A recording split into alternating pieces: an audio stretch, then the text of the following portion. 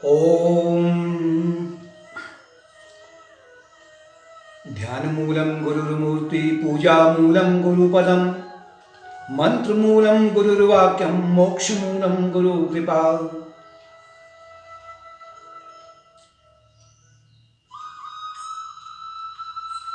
शकुनी दुर्योधन हो गया और कर्ण है, दुशासन है, एक से एक दुष्ट चतुष्टय। और दुर्योधन के पिता, कौरवों के पिता धृतराष्ट्र, अर्थात मोह का एक समझिए कि क्लाइमैक्स। इन्होंने पांडवों को सुख से नहीं रहने दिया, जबकि उनके चचेरे भाई थे, बड़े भाई थे।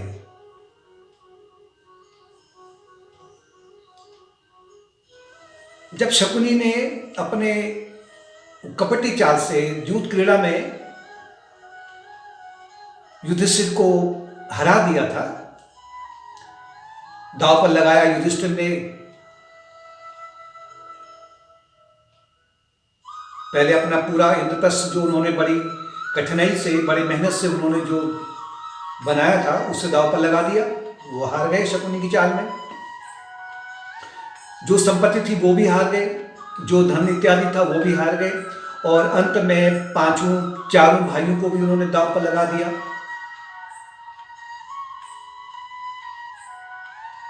और अंत में द्रौपदी को भी दुष्ट ने दांव पर लगा दिया, हार गए।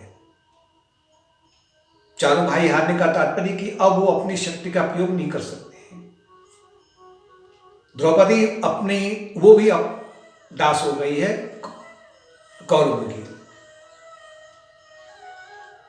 उसी समय में उसी सभा भवन में जहां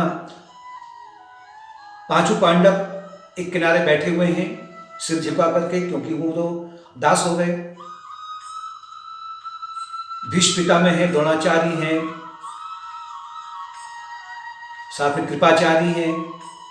इनके बीच में दुर्योधन ने बड़े अट्टहास से कहा कि दुशासन, द्रौपदी को उसके बाल को खींच करके सभा भवन में लाओ। द्रौपदी के बाल खुले थे।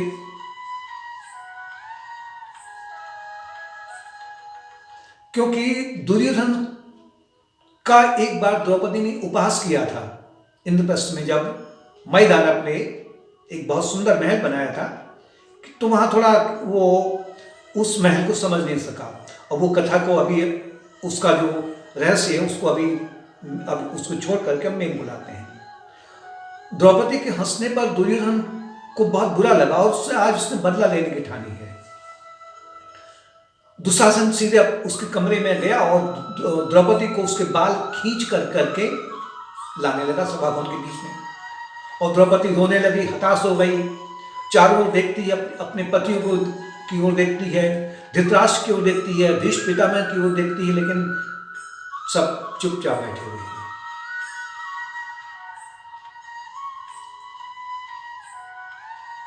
क्योंकि पांडव अपनी स्वतंत्रता को खो चुके हैं, कोई शक्ति नहीं रही उनकी अपने पास में। द्रौपदी का दुशासन चीर खींच रहा है, साड़ी जो पहनी थी द्रौपदी ने उसे खींचने लग गया। द्रौपदी ने देखा कि कोई मेरी सहायता को तैयार नहीं आ रहा है। अचानक द्रौपदी ने कहा कि अब कोई जब सहारा नहीं है तो मुझे केवल अपने इष्ट, हमारे जो परम मित्र भी हैं, हमारे इष्ट भी हैं, भगवान भी हैं, उन कृष्ण की सहायता मुझे पानी चाहिए। तभी उन्होंने उसी भरी सभा में, जब चीर हरी जा रही थी, तब उन्होंने उसी समय में भगवान कृष्ण को बड़े आत्मभाव से भगवान को पुकारा कि हे भगवान, मेरा कोई भी सहारा नहीं है, मेरी लाज केवल आपके हाथ में है। तभी अचानक चमत्कार होता है और भगवान कृष्ण द्वारिका में बैठे हैं, तो देखा कि उन्होंने द्रौपदी को बड़ा कष्ट आ रहा है। वो तुरंत अपने योग बल से जब वहां पर पहुंचे तो उन्होंने तुरंत अदृश्य रूप से उन्होंने द्रौपदी की साड़ी को बढ़ाना आरंभ कर दिया। एक और दुशासन साड़ी को खींच रहा है, और जैसे जैसे वो जितना खींच रहा है उसी के अनुसार से वो साड़ी नई की नई और अंदर से आ रही है। थक गया दुशासन, उसके हाथ थक गए, इतना पूरा का जो ढेर लग गया साड़ी का। लेकिन साड़ी की कभी वो समाप्त नहीं होने वाली है। द्रौपदी की लाज रख दी भगवान ने। जब दुशासन थक के बैठ गया, उसके बाद में धृतराष्ट्र थोड़ा अपनी मोह निशा से थोड़ा जगा कि यह अनर्थ हो रहा है। उसने द्रौपदी को कहा कि तुम एक वरदान मुझसे मांग लो। द्रौपदी ने कहा कि मेरे 5 पतियों को छोड़ दिया जाए, साथ में उनके जो अस्त्र शस्त्र हैं, मुझे इससे अधिक और कुछ नहीं चाहिए आपका। जो तुमने युद्ध क्रीड़ा से छीन लिया है ये शकुनी के माध्यम से, हमें वो नहीं, मुझे वो नहीं चाहिए। और फिर द्रौपदी के 5 पति छोड़ दिए गए। उनको लेकर करके 5 पांडव फिर दोबारा से अपने इंद्रप्रस्थ में पहुंचे। जो उनके अस्त्र शस्त्र इत्यादि थे, गदा है, धनुष है, गांडीव इत्यादि है, तरकस है, चक्र और जो अस्त्र शस्त्र थे उनके। जैसे इंद्रप्रस्थ पहुंचे तो तभी पीछे से दुर्योधन का फिर धृतराष्ट्र का फिर समाचार आ गया कि एक बार युद्ध क्रीड़ा और खेल लो। अब युधिष्ठिर तो धर्मराज है, आज्ञा का पालन किया। और दोबारा से जब वो हस्तिनापुर पहुंचे तो हस्तिनापुर पहुंच करके जब युद्ध क्रीड़ा में बैठे, तब शकुनी की चाल से मार्ग में उन्होंने समझ लिया था।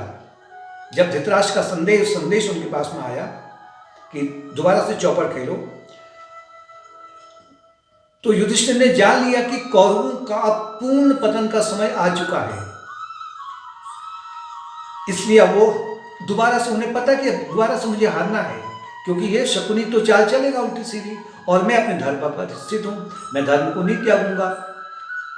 इतना जानते हुए भी वो दोबारा हस्तिनापुर पहुंचे और हुआ वही। लेकिन इस बार जो नया आदेश दिया गया हारने के बाद में कि अब पांडव 12 वर्ष तक वनवास में रहेंगे और 13वां वर्ष उनका वो होगा अज्ञातवास। यदि अगर वो 13वें वर्ष में अज्ञातवास में वो पहचाने गए कि यही पांडव हैं, तो फिर से दोबारा उनको 12 वर्ष का फिर वो वनवास मिलेगा और फिर 1 साल का और अज्ञातवास मिलेगा। इस तरह से जो दुष्ट चतुष्ट है, शकुनी, दुर्योधन, कर्ण और दुशासन ने ये समझ लिया कि 12 वर्ष तो इनके ये हो गए, अब दुखी हो जाएंगे, दीनहीन हो जाएंगे, और जब 13वां वर्ष आएगा तो इनके पास में कोई और शक्ति तो है ही नहीं। अब कहाँ छुपेंगे, ये पूरा राज्य हमारा है तो इनको हम ढूंढ लेंगे। फिर ये 12 वर्ष के लिए गए। इस तरह से इनका जो जीवन है वो पूरा का पूरा समाप्त हो गया और पूरा इंद्रप्रस्थ है वो हमारे अधिकार में आ जाएगा। मतलब हमारा एक निष्कंटक राज्य हो गया है। अज्ञान यही सोचता है, राजसी तामसी अहंकार निरंतर यही सोचता है, इस तरह के उल्टे सीधे सूत्र बनाते रहता है।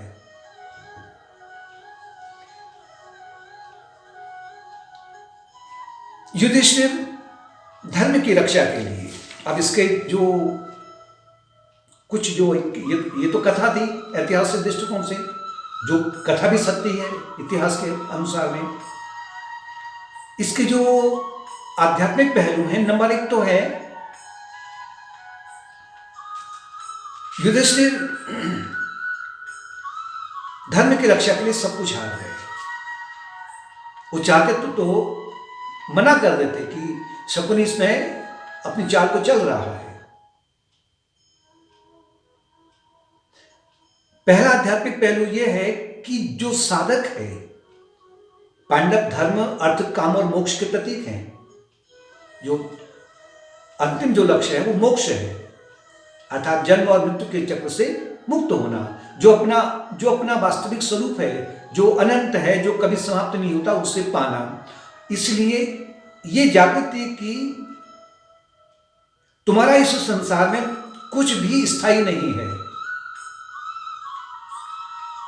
तुम्हारा शरीर भी स्थायी नहीं है, अगर जब जब तुम्हारे देह स्थायी नहीं है तो तुम्हारे संबंधी हैं, इत्यादि हैं, राज्य हैं, धन दौलत इत्यादि है, ये सब के सब अस्थायी हैं।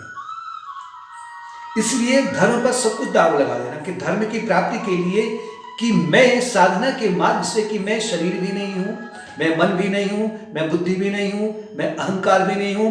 अगर मैं शरीर नहीं हूं तो शरीर के संबंधी भी मेरे नहीं है। शरीर से संबंधित जो मेरे पास संपत्ति इत्यादि है उसका प्रयोग भी करते हुए कि मेरा अपना नहीं है, मैं एक प्रकार से इसका ट्रस्टी हूं।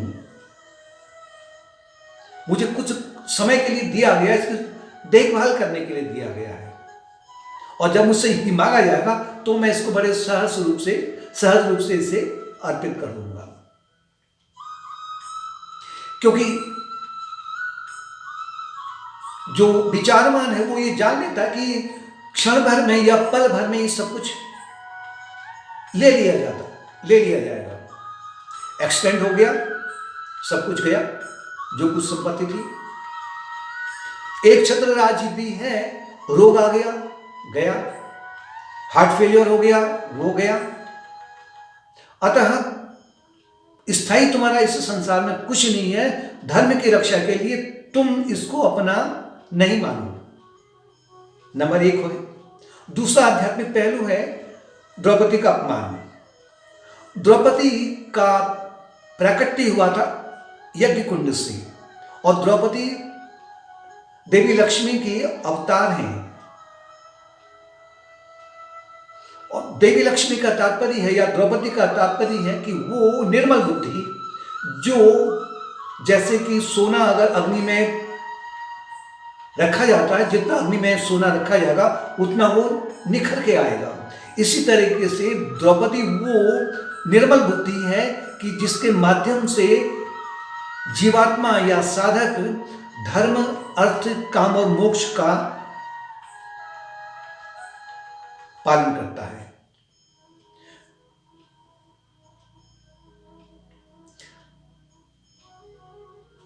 बुद्धि के माध्यम से ही जीवात्मा, अर्जुन जो है वो जीवात्मा का प्रतीक है, क्योंकि इंद्र के पुत्र हैं। इंद्र कौन है? जीव का प्रतीक है। धर्म, अर्थ, काम और मोक्ष, ये चार भाई इसके प्रतीक हैं। धर्म और मोक्ष वो युधिष्ठिर हो गए। काम भीम, अर्थ काम हो गया, अर्थात अर्थ भीम के प्रतीक हो गए।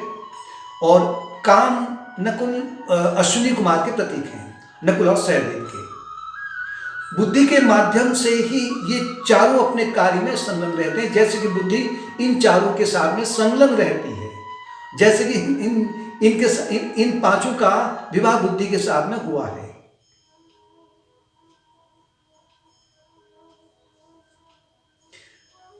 द्रौपदी वही बुद्धि का जब अपमान होता है, जब निर्मल बुद्धि जब अपमान होता है, तो जब कोई भी सारा संसार का नहीं मिलता है, तब वही निर्मल बुद्धि अब आत्म भाव से भगवान के सहारे हो जाती है, शरणागत हो जाती है। जिनके सहारे जो संसार के जो सब सुख ढूंढे जा रहे थे, कि यह अनुभव किया जा रहा है कि इनके माध्यम से मुझे संसार के सुख प्राप्त हो जाएंगे, जब वो असहाय हो जाते हैं तो उसी समय में एक महान चमत्कार होता है कि कृष्ण भगवान की सहायता से उसकी जो लाज रखी जाती है। निर्णायक घड़ी में केवल ईश्वर या अंतरात्मा ही अपना सहायक होता है।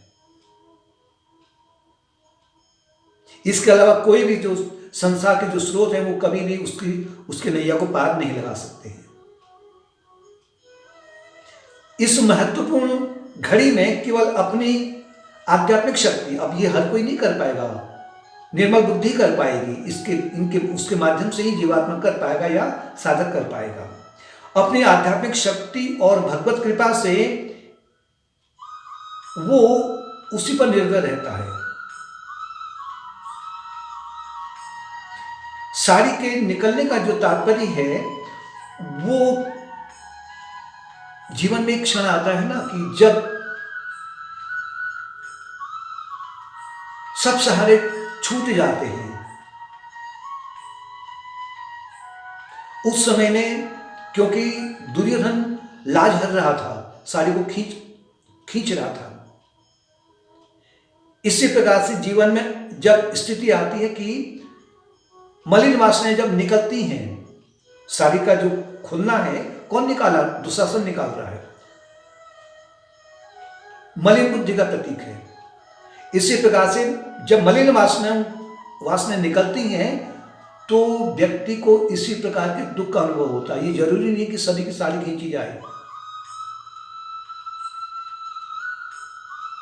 यदि आप एक योग्य साधक हैं, अगर आपके जीवन में आपने धर्म, अर्थ, काम और मोक्ष का सहारा लिया हुआ, तो एक क्षण में जरूर ऐसा आएगा कि आप या ये अनेक बार होता है, लेकिन एक क्षण ये आता है जो क्लाइमैक्स है उस समय में, जो कि जैसे कि आपसे सब कुछ छीन लिया जा रहा है, मतलब सारी खींच ली जा रही है मलिन वासनाओं के माध्यम से।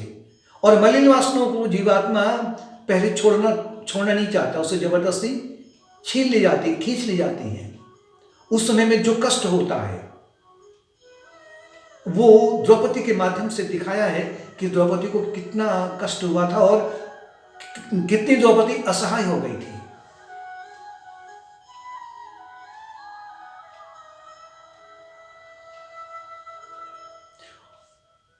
इसलिए भगवान वहां पर दैवी विधान में ये सब जो चल रहा है, क्योंकि दुख को कहते हैं कि दुख आंख खोलने वाला होता है।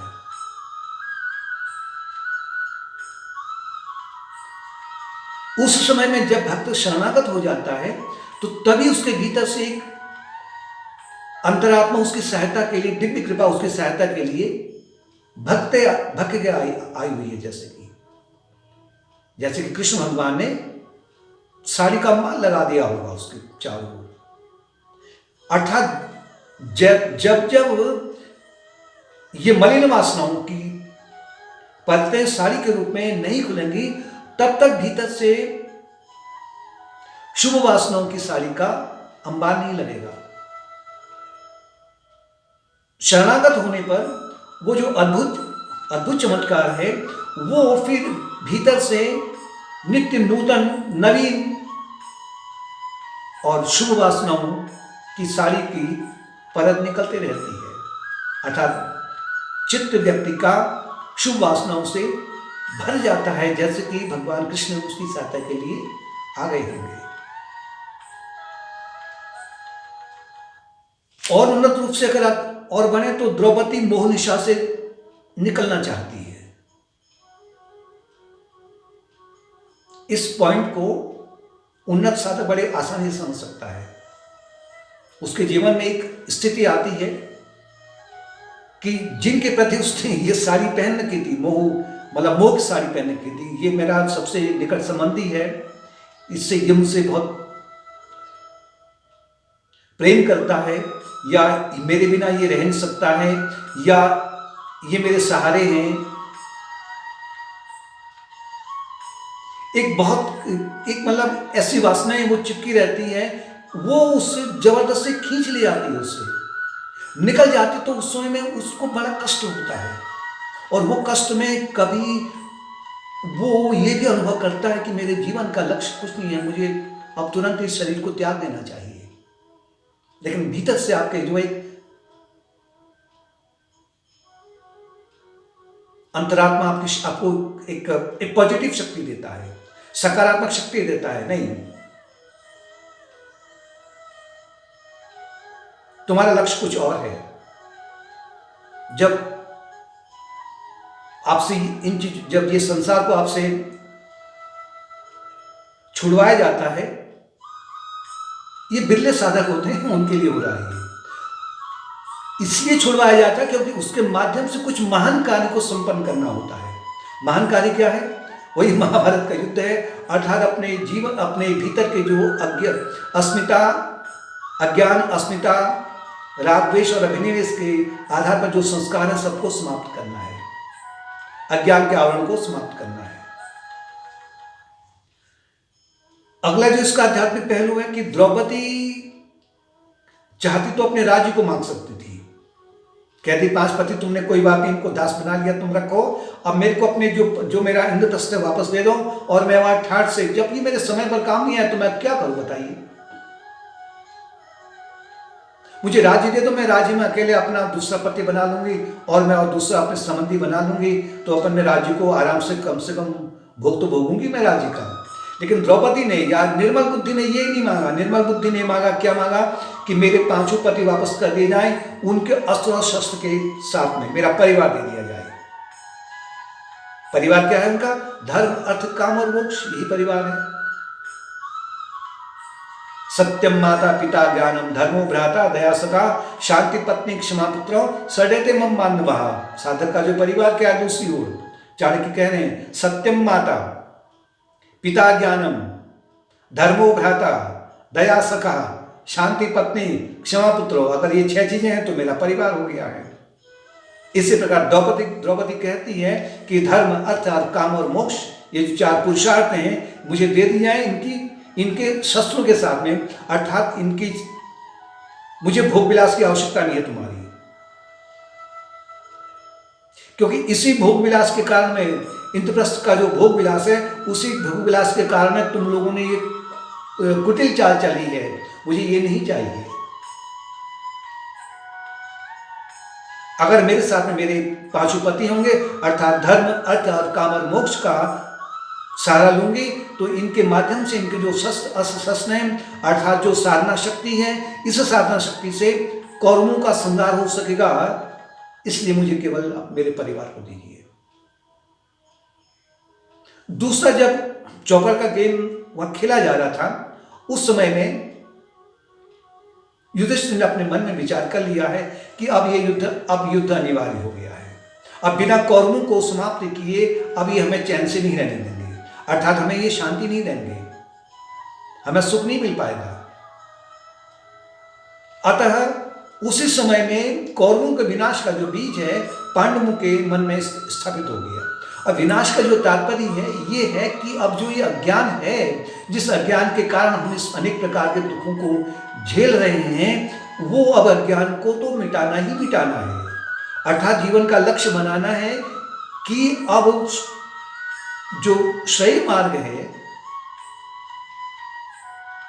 जो महालक्ष्य वाला मार्ग है, उस मार्ग की ओर अब द्रुत गति से दौड़ा जाए, यानी कि उसको अब निरंतर सहज भाव से अपनी साधना को आरंभ किया जाए, अब साधना में रत रहा जाए, उसमें किसी प्रकार का कोई ब्रेक नहीं आए, और गुरु कृपा के माध्यम से। साधन गुरु कृपा मिल गई तो समझिए कि आपने अपने भीतर का जो अज्ञान है, जो कौरव के रूप में, उसको तो आपने